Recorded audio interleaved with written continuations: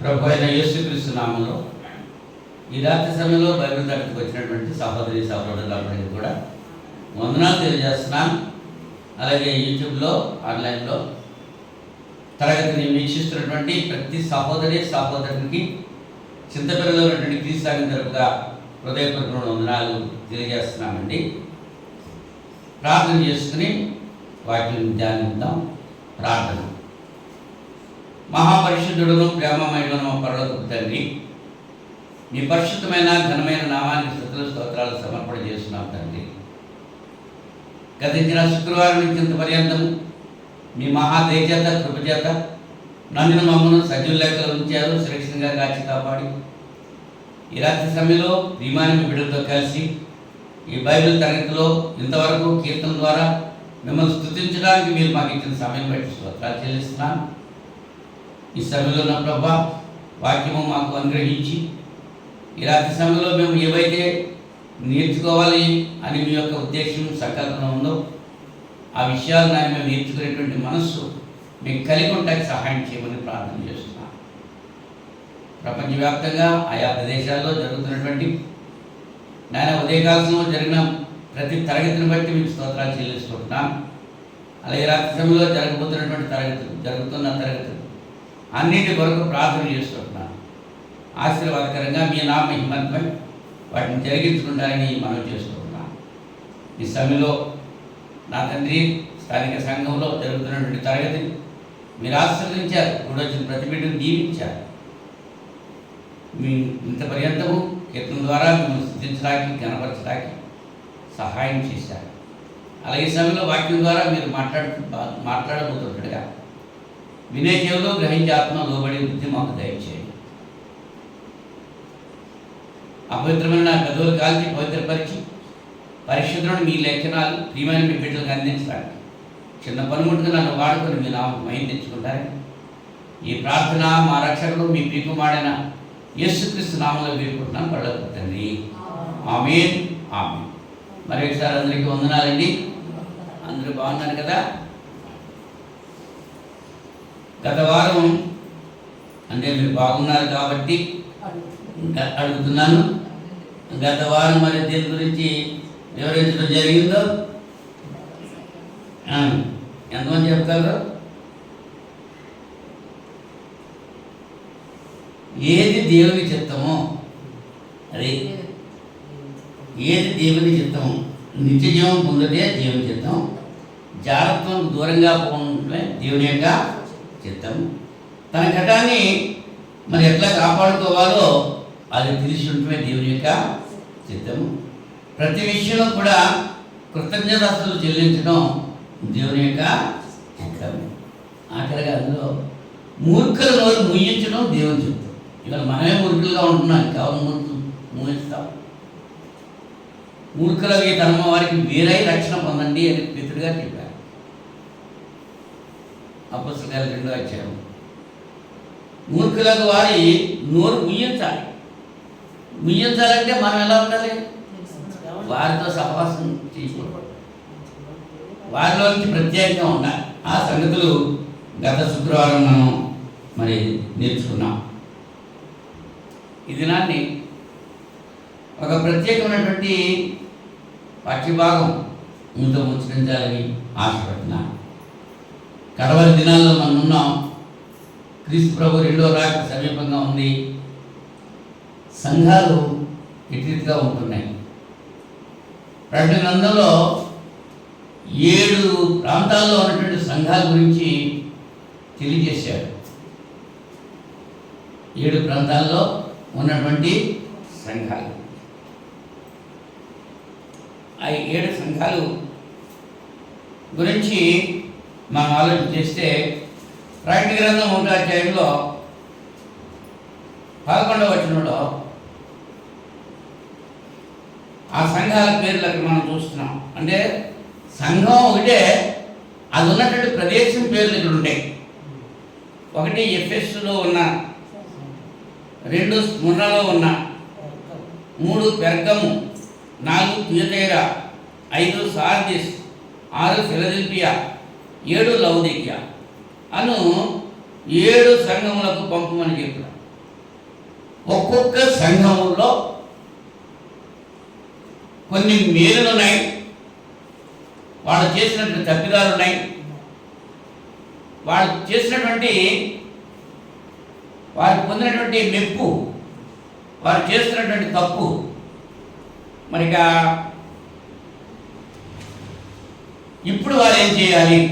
3 విషయాలు ప్రతి సంఘం గురించి మనం ఆలోచన చేయడానికి ప్రయత్నం చేద్దాం. అలాగా మన సంఘం పోల్చుకుని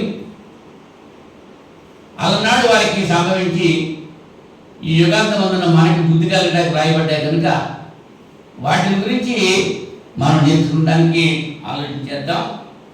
ఒక్కొక్క సంఘం గురించి మనం ఆలోచన చేయడానికి ప్రయత్నం చేద్దాం. ప్రకటన గ్రంథం 2వ అధ్యాయం మొదటి 7 వచనాలు చదువుకుందాం. ఎఫెసులో ఉన్న సంఘపు దూతకు ఇలాగూ వ్రాయము. 7 నక్షత్రములు తన కుడి చేత పట్టుకుని 7 దీపస్తంభముల మధ్య సంచరించేవాడు చెప్పు సంగతులు ఇవనగా, నీ క్రియలను, నీ కష్టమును, నీ సహనమును నేను ఎరుగుదును.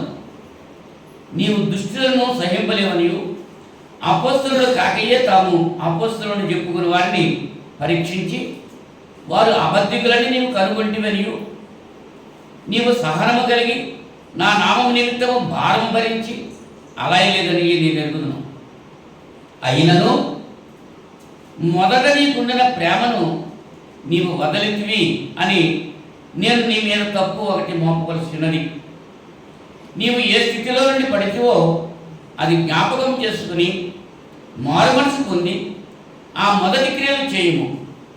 అట్లు చేసి నీవు మారు మనసు పొందితేనే సరి, లేని ఎడల నేను నీ యొద్దకు వచ్చి నీ దీపస్తంభమును దాని చోట నుండి తీసివేతును.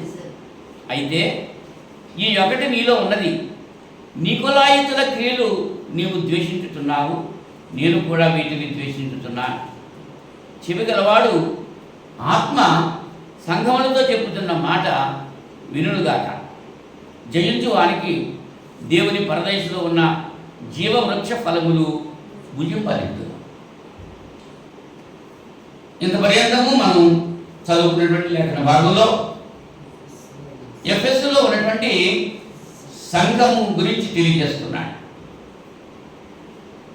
వారి పొందిన మెప్పు, వారు చేస్తున్న తప్పు, ఇప్పుడు వారు ఏం చేయాలి అనేటువంటి 3 విషయాల గురించి ఈ రాత్రి సమయంలో మనం ఆలోచన చేయడానికి ప్రయత్నం చేద్దాం. పౌలు 2వ సువార్త ప్రయాణంలో ఎఫెసుకు వెళ్ళాడు. పౌలు తన జీవితంలో 3 సువార్త ప్రయాణాలు చేశాడు. 2వ సువార్త ప్రయాణంలో ఎఫెసు పట్టణానికి వెళ్ళినట్లుగా అపోస్తలుల కార్యాలు 18వ అధ్యాయము 19వ వచనంలో మనం చూస్తాం. తర్వాత 3వ సువార్త ప్రయాణంలో కూడా ఎఫెసుకు వెళ్ళాడు. అక్కడ 3 సంవత్సరాలు ఉన్నాడు. ఎఫెసు సంఘంలో పౌలు గారు 3 సంవత్సరాలు ఉన్నారు. అపోస్తలుల కార్యాలు 20వ అధ్యాయము, అపోస్తలుల కార్యాలు 20వ అధ్యాయం మొదటి నుంచి మనం ఆలోచన చేస్తే ఎఫెసులో జరిగినటువంటిది అంటే అక్కడ ఎఫెసులో అర్తెమీదేవి వెండి గుళ్ళు చేయించేటువంటి కార్యక్రమాలు ఆయన ఎఫెసు పట్టణం అంతా తిరిగి చూస్తుంటే ఆ పట్టణం అంతా విగ్రహాలతో నిండి ఉంది. అనేకటువంటి బలిపీఠాలు ఉన్నాయి. ఒక బలిపీఠం మీద తెలియబడని దేవునికి అని రాయబడ్డది. ఆ తెలియబడని దేవునికి ఏ బలిపీఠం కట్టారో ఆ దేవుని గురించి నేను చెప్తానని చెప్పి పౌలు గారు అక్కడ ఎఫెసులో వాక్యం ప్రకటించారు. అక్కడ 3 సంవత్సరాల నుండి ఆయన సువార్త ప్రకటించినట్టుగా ఈ 20వ అధ్యాయము 31వ వచనం చూస్తున్నాం. కావున నేను 3 సంవత్సరములు రాత్రింబగళ్ళు కన్నీళ్లు విడుచుచు ప్రతి మనుష్యునికి మానక బుద్ధి చెప్తున్నాను, మీరు జ్ఞాపకం చేసుకుని మెలకుగా ఉండుడి అన్నారు. ఎన్ని సంవత్సరాలు? 3 సంవత్సరాలు. ఏం చేశాడు ఆయన? ఇక్కడ అనేక హెచ్చరికలు చేశాడు. 29వ వచనం చూస్తే, నేను వెళ్ళిపోయిన తర్వాత క్రూరమైన తోడేళ్ళు మీలో ప్రవేశించిన నాకు తెలియను, వారు మందర కనికరింపరు, మరియు శిష్యులను తమ వెంట ఈడ్చుకొని పోవాలని వంకర మాటలు పలుకు మనుషులు మీలోనే బయలుదేరుదురు. కావున నేను 3 సంవత్సరములు రాత్రింబవళ్ళు కన్నీళ్లు విడిచి ప్రతి మనుషునికి మానక బుద్ధి చెప్తున్నానని మీరు జ్ఞాపకం చేసుకుని మెలకుగా ఉండని చెప్పి, ఇప్పుడు దేవునికి ఆయన కృపావాక్యమునకు మిమ్మల్ని అప్పగించుతున్నాను. ఆయన మీకు క్షమాభివృద్ధి కలిగజేయటకును పరిశుద్ధపరచబడిన వారందరూ స్వాస్థ్యము అనుగ్రహించటకును శక్తివంతుడు. అంటే ఆ మిలోతు నుంచి ఎఫెసుకు వర్తమానం పంపి అక్కడ పెద్దలను రప్పించి ఆ పెద్దలతో చెప్పేటువంటి మాటలు అన్నమాట. ఏమంటున్నాడు చూడండి, 33వ వచనంలో, ఎవరి వెండినైనను బంగారునైనను వస్త్రములనైనను నేను ఆశింపలేదు. నా అవసరం నిమిత్తము నాతో ఉన్నవారి నిమిత్తము ఈ నా చేతులు కష్టపడినవి అని మీకే తెలియదు. మీరు ఇలా ప్రయాసపడి బలహీనలను సంరక్షింపవలని పుచ్చుకొనట కంటే ఇచ్చుట ధన్యమని ప్రభువు యేసు చెప్పిన మాటలు జ్ఞాపకం చేసుకోవాలని అన్ని విషయంలో మీకు మాదిరి చూపితిని అని ఆ ఎఫెసులో ఉన్నటువంటి ఆ సంఘ పెద్దలకు తెలియజేస్తున్నాడు. సువార్త ప్రకటించడానికి కష్టపడి పనిచేసి సువార్త ప్రకటించాడు. ఎవరి వెండిని కానీ ఎవరి బంగారాన్ని కానీ ఎవరి ఆస్తిని కానీ నేను ఆశించలేదు. మరి నేటి దినాల్లో సువార్త ఎలా జరుగుతుంది? ఆలోచన చేసుకోండి, విమర్శ చేయట్లేదు, నేను ఆలోచించుకొని చెప్తున్నా. సువార్త ప్రకటించడం అంటే అలా ప్రకటించాలి. లూకా సువార్త 8వ వచనంలో వారు కలిగిన దాని నుంచి దేవునికి సాకారం చేశారు, దేవునికి పరిచయం చేశారు. వారు కలిగిన దాంట్లో అంతే తప్ప వాళ్ళ దగ్గర వీళ్ళ దగ్గర అడిగి ఏ కార్యక్రమాలు, దేవుని కార్యక్రమాలు ఏమీ చేయలేదు. సువార్త ప్రకటించి ఎఫెసు సంఘం గురించి ఇక్కడ మాట్లాడుతూ ఈ పత్రిక చెరలో నుంచి రాశాడు. వాడు క్రీస్తు 63 శతాబ్దంలో 63 సంవత్సరాల మధ్యలో రాసినట్లుగా తెలుస్తుంది. దీంట్లో ఈ ఎఫెసు సంఘంలో భార్యలు ఎలా ఉండాలి, భర్తలు ఎలా ఉండాలి, తల్లిదండ్రులు ఎలా ఉండాలి, బిడ్డలు ఎలా ఉండాలి, యజమానులు ఎలా ఉండాలి, సేవకులు ఎలా ఉండాలి ఇత్యాది విషయాలన్నీ కూడా ఎఫెసు పత్రిక 6వ అధ్యాయము 1 నుంచి 9 వచనాల్లో తెలియజేశాడు. ఎఫెసు పత్రిక ఎలా ఉండాలి అని చెప్పాడు. ఎఫెసు పత్రిక 6వ అధ్యాయము 1 నుంచి మనం ఆలోచన చేస్తే 6వ అధ్యాయం, పిల్లలారా ప్రభువునందు మీ తల్లిదండ్రులకు విధేయులై ఉండి, మరి నీకు మేలు కలిగినట్లు నీ తండ్రిని తల్లిని సన్మానింపుము, అప్పుడు నీవు భూమి మీద దీర్ఘాయుష్మంటావు. ఇది వాగ్దానంతో కూడిన వాక్యంలో పిల్లలతో చెప్పిన మాట. తండ్రులతో ఏం చెప్తున్నాడు? తండ్రులారా మీ పిల్లలకు కోపము రేపక ప్రభు యొక్క శిక్షలో బోధలో వారిని పెంచండి అన్నాడు. దాసులతో ఏం చెప్తున్నాడు? దాసులారా యథార్థమైన హృదయం గలవారై భయంతోనూ వణుకుతోనూ క్రీస్తుకు వలె శరీర విషయం మీ యజమానులైన వారికి విధేయులై ఉండండి అని. అలాగే యజమానులతో చెప్తున్నాడు 9వ వచనంలో, యజమానులారా మీకును వారికి యజమానుడయ్యేవాడు పరలోకమందు ఉన్నాడని, ఆయనకు పక్షపాతం లేదని ఎరిగిన వారై వారిని బెదిరించడం మాని ఆ ప్రకారమే వారి ఏడలో ప్రవర్తించారు. అంటే ఏ వ్యక్తి ఎలా ప్రవర్తించాలో ఎఫెసు సంఘానికి తెలియజేశాడు పౌలు గారు. అవునండి. అయితే ఆ ఎఫెసులో ఉన్నటువంటి సంఘం పొందినటువంటి మెప్పే దేని బట్టి వాళ్ళు మెప్పు పొందారు అని అంటే వాళ్ళు చేసినటువంటి క్రియలను బట్టి. ఏం చేసేవాళ్ళు? దుష్టులను సహించలేదు. మనమే దుష్టుగా ఉండే ఇంకా దుష్టులాగా చేస్తాం మన సహితాలుగా ఉండి వాళ్ళు దుష్టులను సహించలేదు. అదే చెప్తున్నాడు ఇక్కడ 2వ వచనంలో, 2వ అధ్యాయము 2వ వచనంలో, నీ క్రియలను, నీ కష్టమును, నీ సహనమును నేను ఎరుగుతున్నాను. నీవు దుష్టులను సహింపలేవనియు అపొస్తలులు కాకయే తాము అపొస్తలులను చెప్పుకున్న వారిని పరీక్షించి వారి అబద్ధికులను నీవు కనుగొంటివి. అపొస్తలులు కాని వాళ్ళే అపొస్తలులు. ఈవేళ అపొస్తలులు కాని వాళ్ళు అపొస్తలులు పిలవబడుతున్నారు. పేరుకు ముందు అపొస్తలులు ధైర్యం చేసుకుంటున్నారు. అసలు అపొస్తలుల యొక్క లక్షణాలు ఏమిటో అనేటువంటి విషయాన్ని మనం ఆలోచన చేద్దాం. వాళ్ళు పడ్డటువంటి కష్టాలను బట్టి, ప్రభు వరకు వాళ్ళకి పడ్డ కష్టాలు, నీ శ్రమ అంటున్నాడు, నీ క్రియలు, నీ కష్టము, నీ సహనము అంతా నాకు తెలుసు అన్నాడు. రెండవ వచనం ఏమన్నారు? అదే, నువ్వు దుష్టులను సహించలేవు. అపొస్తలులు కాకుండానే అపొస్తలులైన వారిని నువ్వు పరీక్షించి వారి అబద్ధికులను కనుక్కున్నావు. మరి మనం కనుక్కుంటున్నావా? ఎవరు వచ్చినా సరే రెండు బాబాలు లోపల కూర్చోబెట్టేస్తున్నాం. క్రీస్తు పేట వచ్చారనుకుంటుంటే లోపల పిలిచేసి పేటేసేస్తున్నాం. వాడు దేవుని పేరు వచ్చాడా, అపవాది పేరు వచ్చాడా ఆలోచన లేదు. అసలు అపొస్తలులు అంటే అపొస్తలుల యొక్క లక్షణాలు ఏంటి? అపొస్తలుల కార్యాలు 1వ అధ్యాయము 22వ వచనంలో అపొస్తలుల యొక్క లక్షణాలు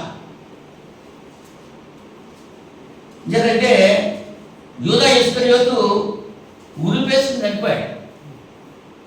అతనికి బదులుగా ఒక అతను పెట్టాలి. 12 మంది అపొస్తలులు ఉండాలి.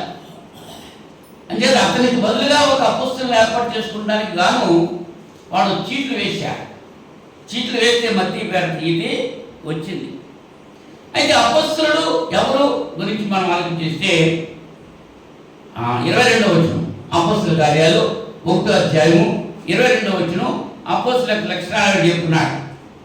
యోహాను బాప్తిస్మం ఇచ్చేందుకు మొదలుకొని ప్రభువైన యేసు మన యొద్ద నుండి పరమునకు చేర్చుకొనబడిన దినం వరకు ఆయన మన మధ్య సంచరించిన కాలం అంతయు మనతో కలిసిన వీరిలో ఒకడు. మనతో కూడా ఆయన పునరుద్ధానం గురించి సాక్షి అయ్యుట అవశ్యం. అప్పుడు వారు చూస్తూ అను మార్పేలుగా మీరు గల బర్సబ్బా అనబడిన యోసేపు మత్తీయ అని ఇద్దరు నిలబెట్టి ఇట్లని ప్రార్థన చేశారు. ఏం చేశారు ప్రార్థన? అందరి హృదయాలు ఎరిగి ఉన్న ప్రభువా, తన చోటికి పోవటకు యోధా తప్పిపోయి పోగొట్టుకున్న ఈ పరిచర్యలో అపొస్తలత్వంలోనూ పాలు పొందుటకు వీరిద్దరిలోనూ ఏర్పరచుకున్నాను కనపరచుము అన్నారు. అందులో వారు వీరిని గురించి చీట్లు వేయగా మత్తయి పేరట చీట్లు వచ్చింది కనుక అతడు 11 మంది అపొస్తలులతో కూడా లెక్కింపబడి. అపొస్తలులు వాడేనండి. ఇంకా మిగిలిన వాడు అపొస్తలులు అంటే వాడు అబద్ధికులు, దొంగ అపొస్తలులు అనే సత్యాన్ని విద్యులైనటువంటి వారు గ్రహిస్తారని ప్రేమతో తెలియజేస్తున్నాను. యేసు ప్రభు యోహాను బాప్తిస్మం ఇచ్చింది మొదలుకొని యేసు ప్రభుతో కలిసి ఆయన పరమును చేర్చుకోబడే వరకు కూడా వారితో ఉన్నవాడే అపొస్తలుడు. నేటి దినాల్లో అపొస్తలుడు ఉన్నవాడు వాడు దొంగ అపొస్తలుడు. అర్థమవుతుందా? అపొస్తలుల లక్షణాలు ఎక్కడ తెలియజేస్తున్నాడు. వాళ్ళు ఎటువంటి రీతిగా ఉన్నారంటే వాళ్ళ యొక్క సహనము 3వ వచనంలో నీవు సహనము కలిగి నా నామము నిమిత్తము భారము భరించి అలయలేదని నేను ఎరుగుతున్నాను. ఈ ఎఫెసులో ఉన్న సంఘం దేవుని సువార్త విషయంలో ఎంతో భారం కలిగి భరించి అలసిపోలేదు. అటువంటి మేలు, అటువంటి మెప్పు వాళ్ళు పొందుతుంటున్నారు. నీ సహనం బట్టి అంటున్నాడు. నువ్వు శ్రమలు పడ్డావు. నీ శ్రమలు 3వ వచనంలో మనం చూస్తున్నాం. నా నామం నిమిత్తము భారం భరించి అలయలేదని నేను ఎరుగుతున్నాను. ఏమిటి శ్రమలు? శ్రమలు 3 రకాలైన శ్రమలు వస్తూ ఉంటాయి. చాలాసార్లు చెప్పాను, మన కోసం మనం శ్రమ పడటం అది ఒక రకమైన శ్రమ. అంటే మనం వదలపడాల్సిన నాకు మన కుటుంబాన్ని పోషించడం కోసం మనం శ్రమ పడటం అది ఒక శ్రమ. దాసు బంగారి ఉదయానికి సాయంకాలం వరకు శ్రమ పడుతున్నారు. అల్లుడికి గోడ కట్టేస్తాడు. ఆ శ్రమ కడుతున్నాడా? ఇప్పుడు వచ్చి నిద్ర అవుతున్నాడు. అక్కడికి వెళ్ళి పని చేస్తాడు. అవునా? చెయ్యాలి కదా, మరి తప్పదు. ఇక్కడ పోవాలి కదా, నిద్ర తప్పదు. అది అవునా? మరి శ్రమ మన కోసం పనిచేసేదాన్ని. రెండోది క్రీస్తు కోసం మనం శ్రమ పడటం, సత్యం కోసం శ్రమ పడటం, సువార్త ప్రకటన కోసం శ్రమ పడటం, అది శ్రమ. మూడోది మనకు తెలియకుండా శ్రమ వస్తూ ఉంటాయి. కొన్ని ఎందుకు వచ్చినాయి కూడా తెలం. యోగ గారికి శ్రమలు వచ్చినాయి. ఎందుకు వచ్చినాయి? యోగ గారికి ఏమో తెలుసా? యోగ గారి గురించి సాతాను దేవుడు పదివేసుకున్నారు అక్కడ. యోగ గ్రంథం మొదటి మనం చూస్తే ఆ సంగతి యోగ గారికి ఏమో తెలుసా? తెలీదు. తెలియకుండానే శ్రమలు వచ్చినాయి. అయినా సరే యోగ సహించుకున్నాడు. దేవుని సంబంధం దేవుని మాట వింటాడు, దేవుని కొరకు జీవిస్తాడు. దేవుని సంబంధి కాని వారికి ఎంత చెప్పినా వినిపించుకోరు. ఇంకేదంటే వాళ్ళు అందుకోసమే ఏర్పాటు చేయబడ్డారు. సామెతల 16వ అధ్యాయం ఉంటుంది, దేవుడు ప్రతి వస్తువును దాని పరిణిమత్తు నియమించాడు. అలాగే నాశన దినానికి భక్తిహీనుల్ని ఏర్పాటు చేసి, ఇలా భక్తిహీనులుగా ఉండేవాడు ఎక్కడ ఉంటారో నిత్య నరకంలోకి వెళ్ళిపోతారు. అక్కడ బగబగ మండిపోతూ ఉంటారు. అప్పుడు ఇంకా నిద్ర రాదు, వినపడలు రాదు, ఏముంటుంది. బొబ్బలెత్తుతూ ఉంటారంటే అక్కడ ఏడుస్తూ ఉంటారు. అక్కడ వెళ్ళి ఇప్పుడు వెలుగుగా ఉండి దేవుని మాటలు విని దేవుని యొక్క బాటలో మనం నడుస్తూ ఉంటే అక్కడ హ్యాపీగా ఉంటారు. అవునా? అని మరి ఇంకా ఏమిటి వాళ్ళ గురించి ఎఫెస్ సంఘం గురించి మెచ్చుకున్న విషయం ఏంటంటే 6వ వచనంలో, అయితే ఈ ఒకటి నీలో ఉన్నది, నికోలాయితుల క్రియలు నీవు ద్వేషించుతున్నావు, నేను కూడా వీటిని ద్వేషించుతున్నాను. నికోలాయితులు అంటే ఎవరంటే అప్పుడు ఉన్నటువంటి సద్దూకయ్యులు మొదలైనటువంటి తెగల్లో ఒక తెగ నికోలాయితులు. వారు ఏం చేస్తున్నారంటే వేరే చెప్పారంటే శరీరం చేసిన తప్పులు ఆత్మకు అంటవో అని వాళ్ళ నమ్మకం. శరీరంతో చేసే తప్పులు ఏదైనా అవి ఆత్మకి అంటవని వాళ్ళ సిద్ధాంతం అన్నమాట. అది ఖండించారు వీళ్ళు. శరీరం దీనిబడి చేస్తుంది, ఆత్మ చేస్తేనే శరీరం చేస్తుంది కదా. ఆత్మ చేత శరీరక్రియలు చంపాలి. ఈ శరీరం లేచిలేసి పడుతూ ఉంటుంది. ఎందుకంటే ఉప్పు కారం తిన్నది కదా. ఈ శరీరానికి ఏమి ఎక్కువ? ఉద్రేకాలు ఎక్కువ. ఆత్మ ఏం చెప్తుంది? వద్దంటుంది. నువ్వు ఆ పని చేయదు, ఈ పని చేస్తే ఆత్మ చెప్తుంది. నీ లెక్క ఏంటని చెప్పి శరీరం చేస్తా ఉంది. శరీరానికి ఆత్మకి భక్త వైరం. ఇప్పుడు కూడా ఆత్మ చేయమని చెప్తే శరీరం చేయమని ముందుకేస్తూ ఉంటాడు. అంచేత పౌలు గారు అంటాడు, నా శరీరాన్ని దినదినము నలగొట్టుకుంటున్నాను అన్నాడు. దినదినము నలగొట్టుకుంటున్నాను నా శరీరాన్ని. అంటే ఈ ఎఫెస్లో ఉన్న సంఘము వారి పొందిన మెప్పు ఏంటంటే వాళ్ళ క్రియలను బట్టి మెప్పు పొందారు, వాళ్ళ కష్టాలను బట్టి మెప్పు పొందారు, వారి సహనాన్ని బట్టి మెప్పు పొందారు, వారు నికోలాయితులను ద్వేషించిన దాన్ని బట్టి మెప్పు పొందారు. అయితే వారు చేస్తున్నటువంటి తప్పేమిటి? ఏం చేశారు తప్పేడు? అదే చెప్తూ ఉంటున్నాడు. ఏమని చెప్తున్నాడు? 4వ వచనంలో యోహాను ప్రకటన గ్రంథం 2వ అధ్యాయం నుంచి చెప్తున్నాడు పాట. 4వ వచనంలో ఏముంది? అయినను మొదట నీకుండిన ప్రేమను నీవు వదిలితివని నేను నీ మీద తప్పు ఒకటి మోపవలసింది. మొదట నీకు నా మీద ఉన్న ప్రేమ నువ్వు విడిపెట్టేశావు. తొలి ప్రేమ తగ్గిపోయింది. అది ఎఫెసు సంఘంలో మోపబడేటువంటి నేరం. మరి మన సంగతి ఏంటి? మన సంగతి ఏమిటి?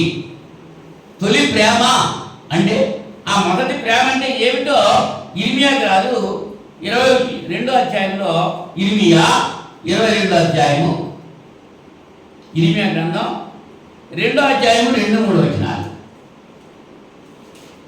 ఇర్మియా గ్రంథం 2వ అధ్యాయం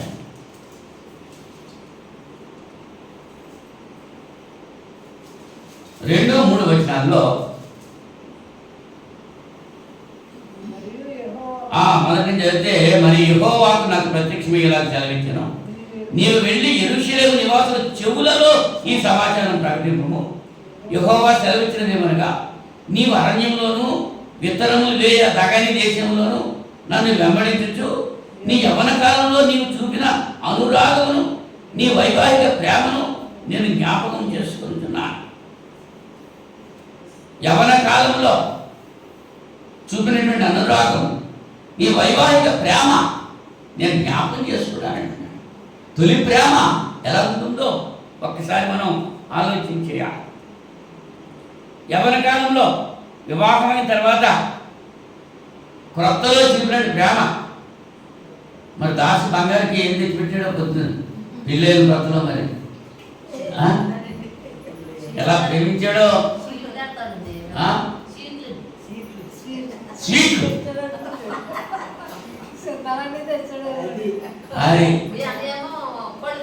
అది పళ్ళు. అంటే కొత్తగా పెళ్ళైనటువంటి దంపతులు వాళ్ళలో ఉన్నటువంటి ప్రేమ ఎలా ఉంటుంది?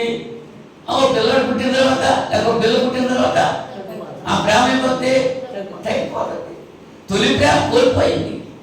అంటే వరుడైనటువంటి క్రీస్తుకి వధువైనటువంటి సంఘానికి తొలిటి దినాల్లో ఉన్నటువంటి ప్రేమ తలారిపోయింది. బాప్తిసం పొందిన తర్వాత సంఘంలో చేర్చబడినటువంటి క్రొత్తలో ఉన్నటువంటి ప్రేమ ఉండే కొద్ది ఏమైపోతుంది? తగ్గిపోతుంది. సహజం అది. అవునా? పెళ్ళైన కొత్తలో మైసూర్ బజ్జీ కావాలని అడిగితే మైసూర్ వెళ్ళి పట్టుకొచ్చేటట్టు బజ్జీ. కాకినాడ కాజా కావాలంటే కాకినాడ వెళ్ళి కాజా పట్టుకొచ్చేటండి. ఇక్కడ ఏమయ్యి అంటే భార్య మీద అంత ప్రేమ తొలిటి దినాల్లో ఇటువంటి అనమాట. యవ్వన కాలంలో వివాహమైన కొత్తలో చూపించేటువంటి ప్రేమ. మరి సంఘంలో ప్రేమ ఎలా చూపించారు? ఎటువంటి ప్రేమ కలిగి ఉన్నారు? హెబ్రీ పత్రిక 10వ అధ్యాయం, హెబ్రీ పత్రిక 10వ అధ్యాయంలో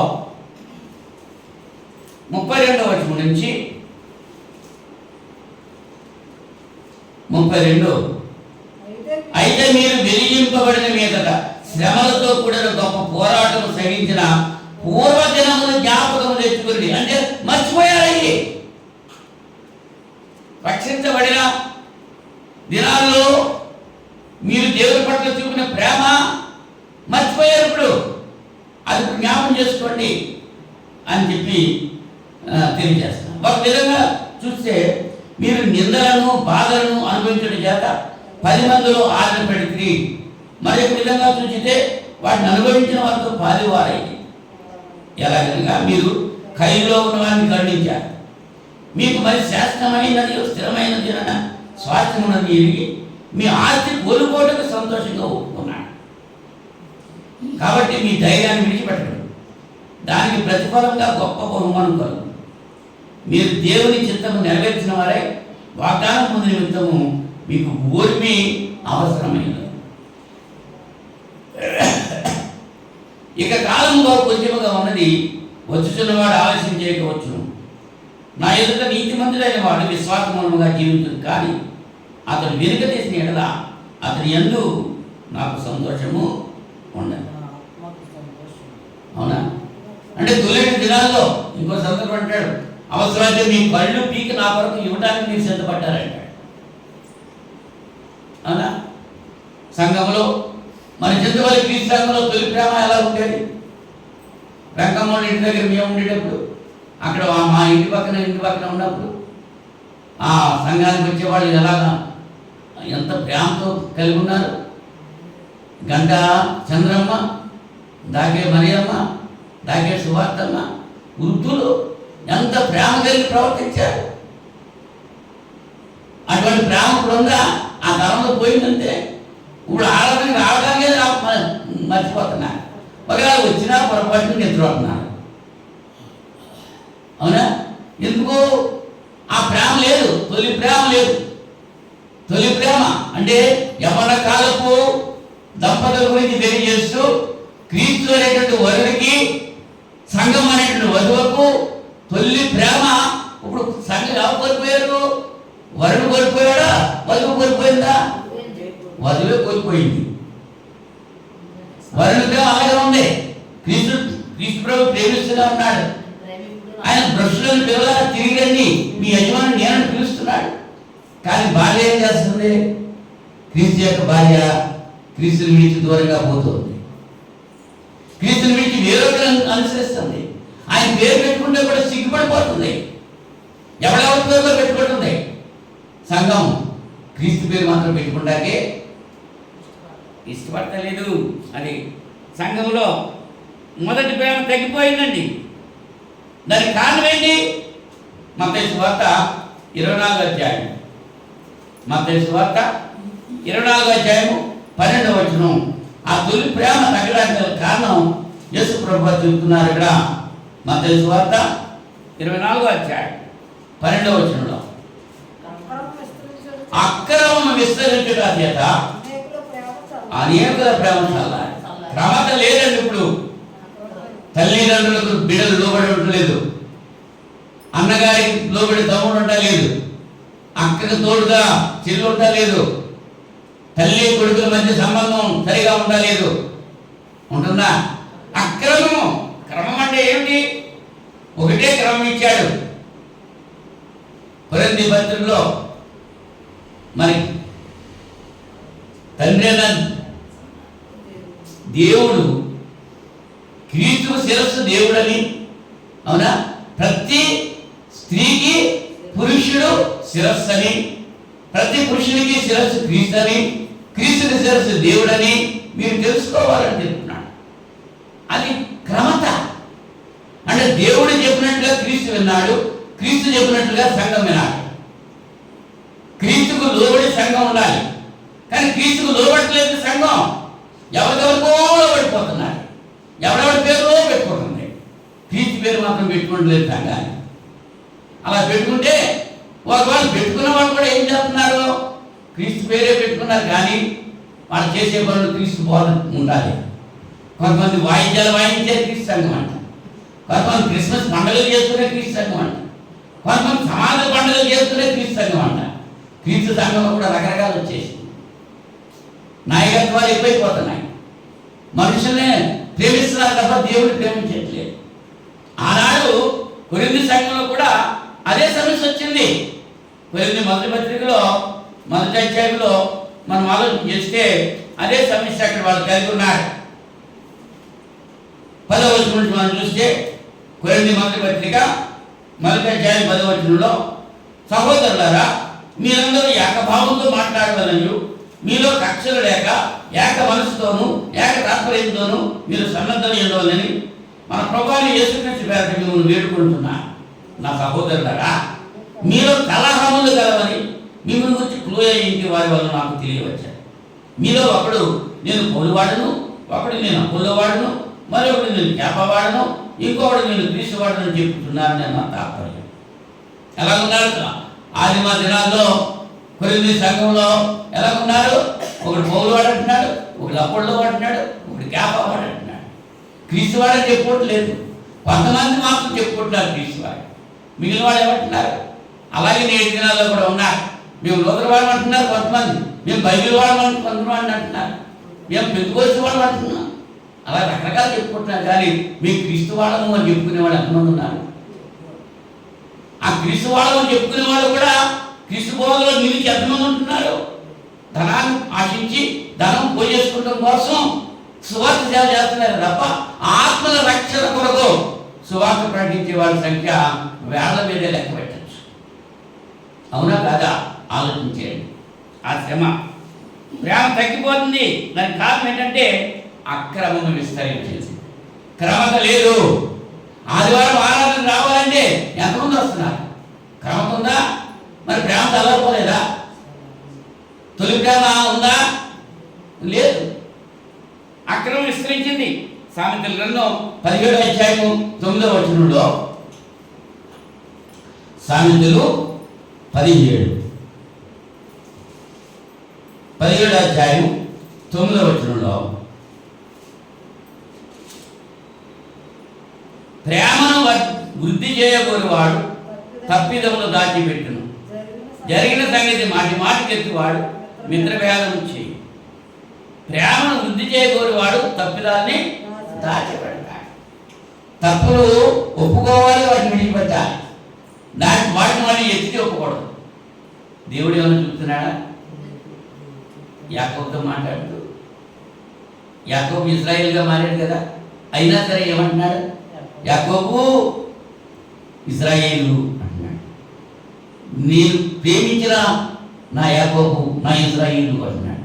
యాకోబు పూర్వపు స్థితి, ఇజ్రాయేలు నూతన స్థితి.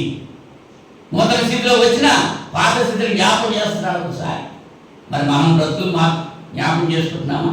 మన ప్రాచీన స్వభావం ఏంటో తెలుసుకున్నామా? ప్రభువులోకి రాకుండా మన స్థితి ఎట్లా ఉందో తెలుసుకున్నామా? ఆలోచన కలుగుతున్నామా? మర్చిపోతున్నాం. వెనకటివన్నీ మర్చిపోయినట్టు పౌలు గారు.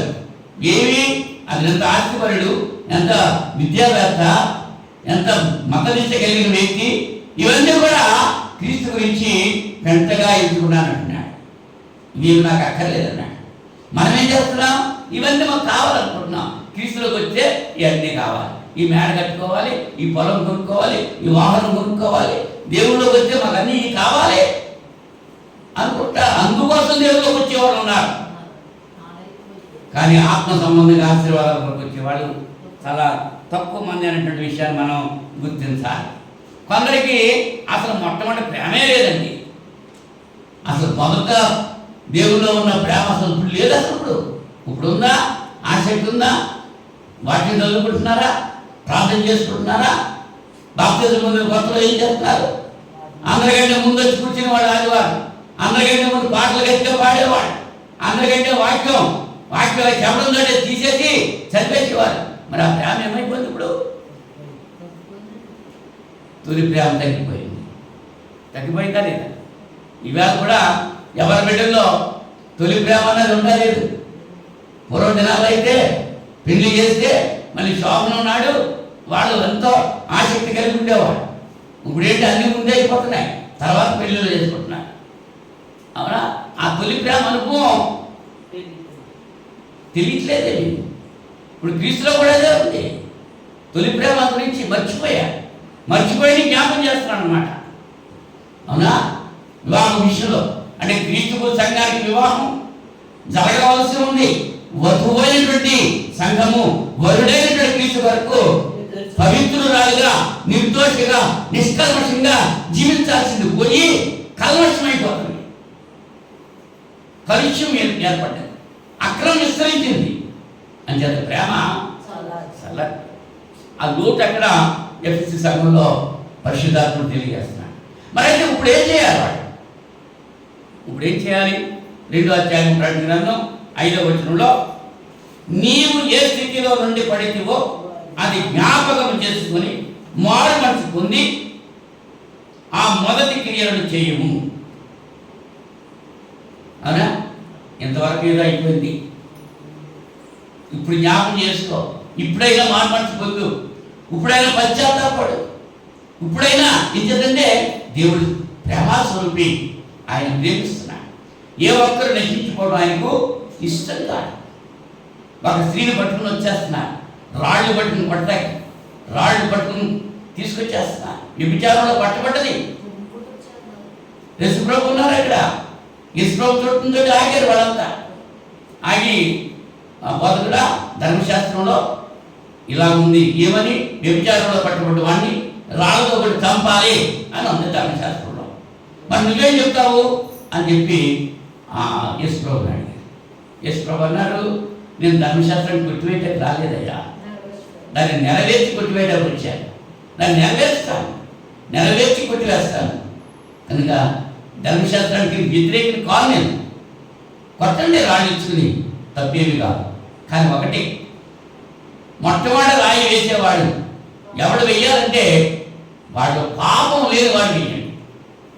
మొదటి రాయి ఇంచేత అందరూ పాపం చేసి దేవుడి గురించి మహిమ, నీతిమంతుడు లేడు, ఒక్కడో లేడు అని ఎదుటివాడిని అనీతిమంతుడు మీ పాపని తెలియజేసే మాటలే చెప్తుంటున్నాను తప్ప మన సంగతి ఏంటో మనం తెలుసుకోవట్లేదు. ఎదుటివాడు ఎలా ఉన్నారు అని చెప్తున్నాం, అని మనం ఎలా ఉన్నాం ఆత్మవిమర్శనం చేసుకునే వాడు చాలా తక్కువ మంది అన్నారు. అవునా? అంచేత ప్రభు ఏదో రాసుకుంటా ఉన్నారు. వాళ్ళు చూస్తున్నారు, ఒక్కొక్కరు వచ్చే అయ్యో నేను ఈ పాపం చేసి అని అనుకుంటున్నారేమో. ఆ రాయి అక్కడ పడేసి వెళ్ళిపోయారు, అందరూ వెళ్ళిపోయారు, గుంపంతా వెళ్ళిపోయింది. ఒక్కతే ఉంది అక్కడ, యేసు ప్రభు అక్కడ. ఎలా ఉన్నా పరిస్థితి? ఏడుస్తుంది. ఇంచే ఈ నేరం చేసేస్తాడనా అని అంతా వెళ్ళిపోయారు, మీరు చంపేస్తాడేమో అని అనుకుందా? పశ్చాత్తాపంతో విలపిస్తాం. ఎన్ని పాపాలు చేసిందో, ఎంత మందితో పాపం చేసిందో, ఎన్నిసార్లు పాపం చేసిందో, ఎక్కడెక్కడ పాపం చేసిందో ఒప్పుకుంటూ కన్నీరు పిలిచింది. మనకు ఆ కన్నీరు ఉందా? పాపం నుంచి విడుదల పొందడానికి అవకాశం. ఒప్పుకుంటే క్షమిస్తాడు. ఎన్ని పాపాలు చేశావు, ఎవరితో పాపం చేశావు, ఎక్కడ పాపం చేశావు, ఏ రీతిగా పాపం చేశావు, దేవుని సన్నిధిలో ఒప్పుకో, కన్నీటితో వెళ్ళుకో. ఆయన క్షమిస్తాడు. క్షమించే దేవుడు ఆయన. పాపిని క్షమిస్తాడు, పాపాన్ని క్షమించడు. పాపాన్ని క్షమించడు, పాపానికి శిక్ష. పాపిని మాత్రం పాపును రక్షించడానికే యేసుక్రీస్తు లోకానికి ఈమె కన్నీటితో ఏడుస్తుంది. ఆయన పిలుస్తున్నాడు ఏమని? అమ్మా, వాడెవరో ఏమి చేయలేదా? నేను కూడా ఏమి చేయను.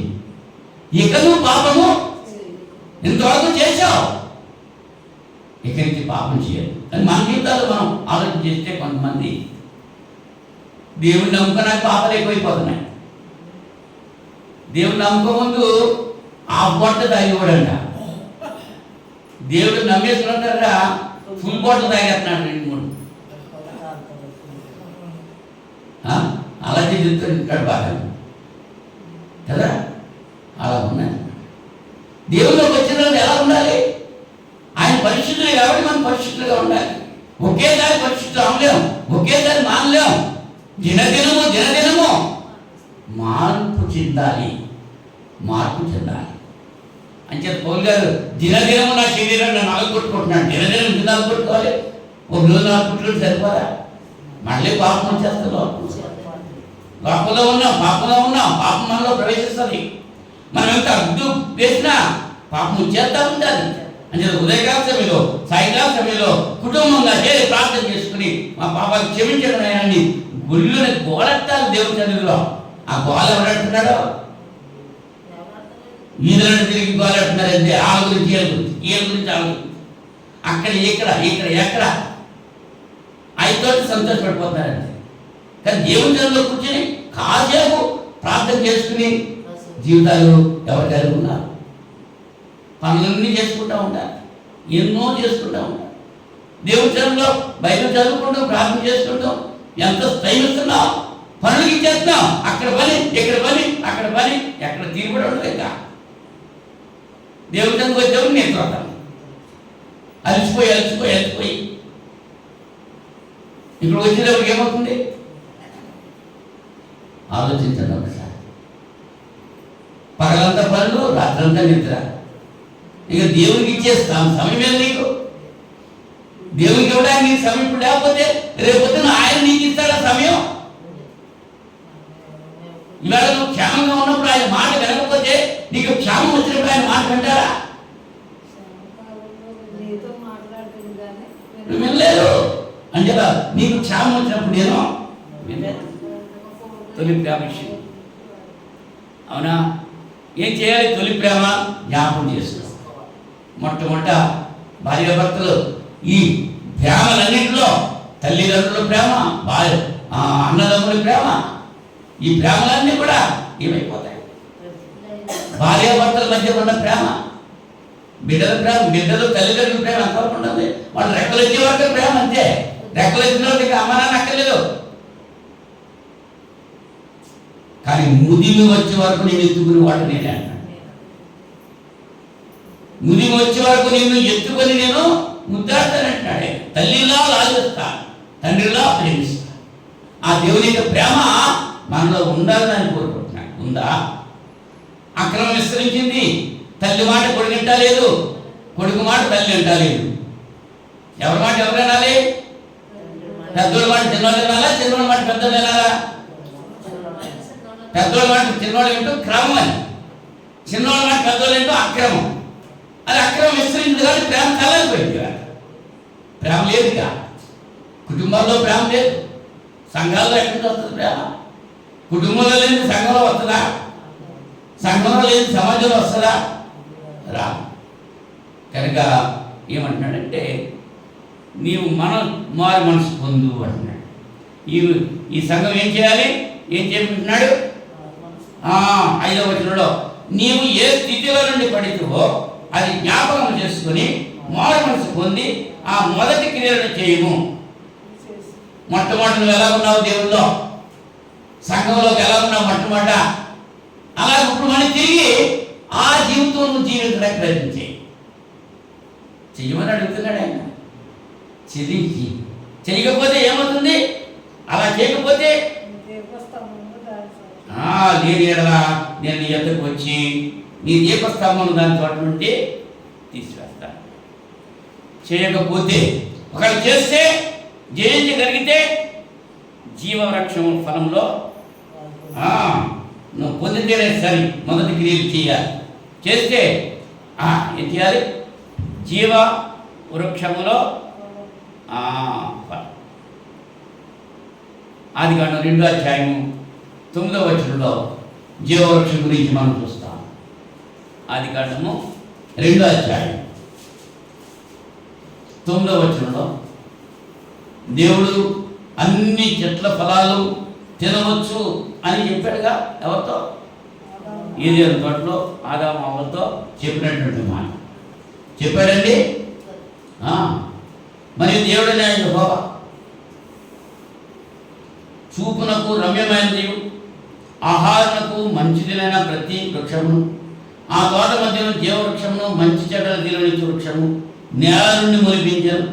మరియు ఆ తోటను తట్టుటకు ఏదేను నుండి ఒక నది బయలుదేరి అక్కడ నుండి చీలిపోయి 4 శాఖలు అయ్యాయి. అవునండి, ఈ నది 18వ వచనంలో మరియు దేవుడని యెహోవా ఈ తోటలో ఉన్న ప్రతి వృక్ష ఫలమును నీవు నిరభ్యంతరంగా తినవచ్చును, అయితే మంచి చెడ్డల తెలివించు వృక్ష ఫలమును తినకూడదు, నీవు వాటిని తిరిగిన నిశ్చయముగా చచ్చెదవు అని నరునికి ఆజ్ఞ. ఈ వృద్ధంటామో అదే చేస్తాం. అది మానవ నైజం. దేవుడు వద్దన్నా చేస్తున్నాడు. దేవుని యొక్క వాక్యంలో పరిశుద్ధ గ్రంథంలో ఏదైతే రాయించాడో అది మనం అనుసరించాలి. ఇందులో లేదో దాన్ని అనుసరించకూడదు. కానీ మనం ఏం చేస్తున్నాం? ఇందులో ఉన్నవే పక్కన పెట్టేస్తున్నాం, లేనివి పట్టుకుని వెళ్తున్నాం. ఎక్కడికి వచ్చినాయి? మనుషులు కల్పించిన పద్ధతులు. మనుషులు కల్పించిన పద్ధతులు దైవోపదేశాలని బోధించేటువంటి కాలం వస్తుంది అన్నాడు. ఆదికాండం 3వ అధ్యాయము 22వ వచనంలో అప్పుడు దేవుడు యెహోవా ఇదిగో మంచి చెడ్డలను ఎరిగినట్లు ఆదాము మనలో ఒకరి వంటి వాడాయి కాబట్టి అతడు ఒకవేళ తన చెయ్యి చాచి జీవవృక్ష ఫలం కూడా తీసుకుని తిని నిరంతరం జీవించినేమని దేవుడు యెహోవా అతడు ఏ నేల నుండి తీయబడినో దాని సేద్యపరచకు ఏదేదో తోటల నుండి అతని పంపివేశాను. పంపించాడు. ఎందుకు పంపించాడు? ఆ జీవవృక్ష ఫలాలు తింటాడేమో, వీడు నిరంతరం జీవించుంటాడు అంచేత ఇక్కడ ఉండడానికి వీల్లేదు, ఆశపత్రుడు అయిపోయాడు అంచేత వాడిని గట్టొట్టని పంపించేశాడు. ఇప్పుడు అదే జీవవృక్ష ఫలాలను తినాలనంటే జయించాలి. ఏ 1-2 వచనంలో ప్రకటనలో మనం చూస్తే ప్రకటన 22వ అధ్యాయము మొదటి 2 వచనాల్లో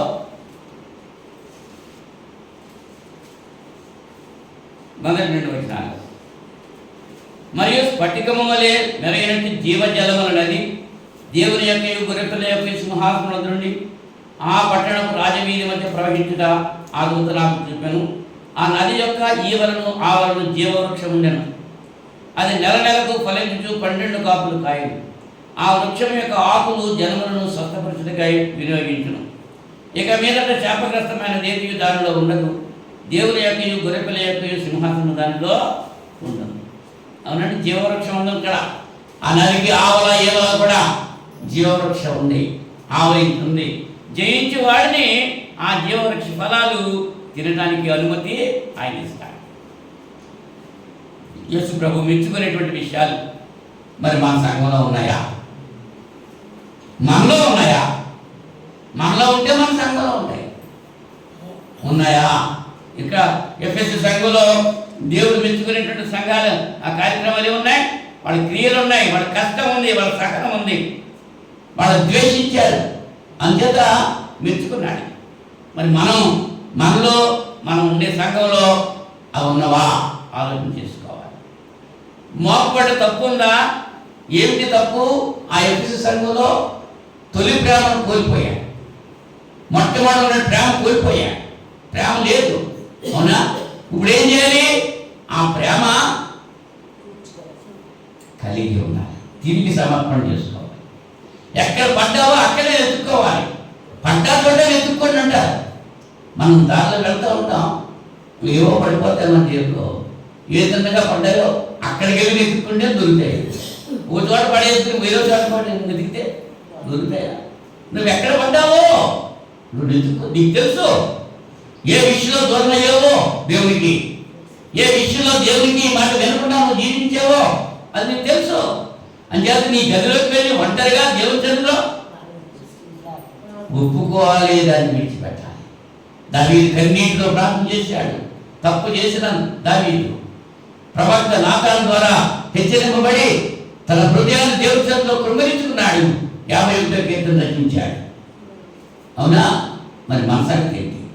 ఈ రాత్రి సమయంలో వాక్యం వింటున్నటువంటి నేనైనా నీవైనా ఎవరైనా తొలి ప్రేమను కోల్పోయి ఉంటే ఇది అనుకూలమైన సమయము, రక్షణ దినం. పరీక్షించుకోవాలి. తొలి ప్రేమ ఉందా? లేకపోతే ఎప్పుడైనా సమకూర్చుకుంటానికి నేనే అనుకూలమైనటువంటి సమయం దేవుడు మనకి ఇచ్చాడు. అందుకొరకే మనల్ని ఇంకా జీవింపజేస్తున్నాడు. లేకపోతే మనకంటే గొప్పవాడు, మనకంటే పరిశుద్ధులు, మనకంటే చాలా చాలా అధికమైన వారు ఈ దినాన్ని చూడలేదు. వెళ్ళిపోయారు లేదా? వెళ్ళిపోయిన వాడు ధన్యుడు అని అనుకుంటున్నామా? ఇంచేత ధన్యుడు ఈ లోకంలో పాపం చూడగల వెళ్ళిపోతున్నారు కాబట్టి మనం కూడా వెళ్ళిపోవాలని ఉంది. ఇప్పుడు వెళ్ళిపోవాలని ఉంది. ఎప్పుడు ఈ లోకాన్ని విడిచిపెట్టాలని ఉంది. కానీ అది మన వశమా? నలుగురు తిరిగి రెండని పిలిస్తే ఆ పిలుపు వరకు మనము ఎదురు చూడాలి. అది వెళ్ళేటప్పుడు మనం ఎక్కడికి వెళ్తున్నాం? నిత్య నాశనానికి వెళ్తున్నామా? నిత్య జీవానికి వెళ్తున్నామా? ఆలోచన చేసుకోవాలి. ఆ వెళ్ళేటువంటి స్థితి దేని మీద ఆధారపడి ఉంటుంది? ఈ దినాల్లో ఇక్కడ మనం జీవించే జీవిత విధానాన్ని బట్టి ఉంటుంది. దేవుని ఎడల భయం కలిగి భక్తి కలిగి జీవిస్తే నిత్య జీవంలోకి వెళ్తాం. దేవుడు అంటే నిర్లక్ష్యం కలిగి, ఆయన వాక్యం అంటే నిర్లక్ష్యం, ఆయన సంఘం అంటే నిర్లక్ష్యం, ఆయన రాజ్యం అంటే నిర్లక్ష్యం, అలా కలిగి ఉంటే అక్కడ నిర్లక్ష్యం చేసేటోటికే వెళ్తాం, నిత్యనాశనానికి వెళ్తాం. ఎక్కడికి వెళ్తానికి నువ్వు ఇష్టపడుతున్నావు? ఇప్పుడు కూడా అవకాశం ఇచ్చాడు. ఇప్పుడైనా మార్చుకుంది. ఇప్పుడైనా దేవుని బిడ్డగా నువ్వు జీవించడానికి ప్రయత్నం చేసి తప్పులు అంచేత దేవాలయ పాపిని నన్ను క్షమించు. చిన్న ప్రార్థన దేవుని సన్నిధిలో చేసి ఆ ఒప్పుకున్న పాపాన్ని విడిచిపెట్టి పరిశుద్ధులుగా మనం జీవిస్తే, మన ప్రయత్నం నమ్మకం ఉండి మరణిస్తే క్రీస్తు యేసునందు వానికి శిక్ష విధి లేదు. ప్రభునందు నిద్రించిన మృతులు ధన్యులు. ఆయనలో ఉండి మనం నిద్రిస్తే ఆ ధన్యత పొందుతాం. అటువంటి ధన్యత మనం అంతా పొందాలని ప్రేమతో తెలియజేస్తూ ముగిస్తున్నాను. ప్రార్థన చేసుకుందాం. మహోన్నతుడా, పరిశుద్ధుడా, సర్వశక్తి సంపన్నుడా, సర్వోన్నతుడా, సర్వాంతర్యామి, మేము పరిశుద్ధ నామాన్ని స్తుతులు స్తోత్రాలు సమర్పణ చేస్తున్నాం. ఇలాంటి సమయంలో ఎఫెస్లో ఉన్నటువంటి సంఘ బుద్ధులకు తెలియజేసినటువంటి వర్తమానం, ఎఫెస్ సంఘం వారు పొందినటువంటి మెప్పు, వారు చేస్తున్నటువంటి తప్పు, వారికి ముందు ఏం చేయాలి అనేటువంటి ఆలోచన, వారు ఏం చేయాలి అని మీరు ఇచ్చిన సలహా, ఈ 3 విషయాలు కూడా బిడ్డలతో ముచ్చరించడానికి మీరు చూపిన కృపను బట్టి కృతజ్ఞతలు తెలియజేస్తున్నాను. అలాగే మా జీవితాల్లో కూడా మేము రక్షించబడిన తొలిటి దినాల్లో ఉన్నటువంటి ప్రేమ ఇప్పుడు ఉన్నదా? ఎవరి మట్టికి వాడు ఆలోచన చేసుకుంటూ తొలి ప్రేమను సమకూర్చుకుంటూ మీ కుమారుడు క్రీస్తు రాకడ వరకు ఎదురు చూసే భాగ్యం మా ప్రతి ఒక్కరికి దయచేయమని, వాక్యం మీద ప్రతి బిడ్డను మీరు కరికరించి సహాయం చేయమని విజ్ఞాపన చేసుకోతున్నాను. ఇంత పర్యంతము మీ కృప, మీ కాపుదల ఇచ్చి వాక్యం ద్వారా మీరు మాట్లాడారు. మీకు స్తోత్రాలు. నిన్న వాక్యం వీడి హృదయాలు బదిలిపరుచుకుంటాక 30 60 ఫలించడానికి సహాయం చేయమని ప్రార్థన చేస్తున్నాను. నాయనా, గత వారమంతా కాచి కాపాడారు. దానికంటే అధికమైన మేడకు రానైనట్టు వారు కూడా కాచి కాపాడారు. మీ చిత్తమైతే మీ కుమారుడు తీసుకురాక రాల్సింది. మరొకసారి మేము కలిసి మేము స్తుతించి కనపరిచి మీ వాక్యం ధ్యానించి మీ సన్నిధిలో ప్రార్థించే భాగ్యం మాకు దయచేస్తారని ఈ ప్రార్థన మా రక్షకుడు మీ కుమారుని యేసుక్రీస్తు నామములో వేడుకుంటున్నాం పరలోకపు తండ్రి. ఆమేన్. ఆమేన్. అందరికీ వందనాలు.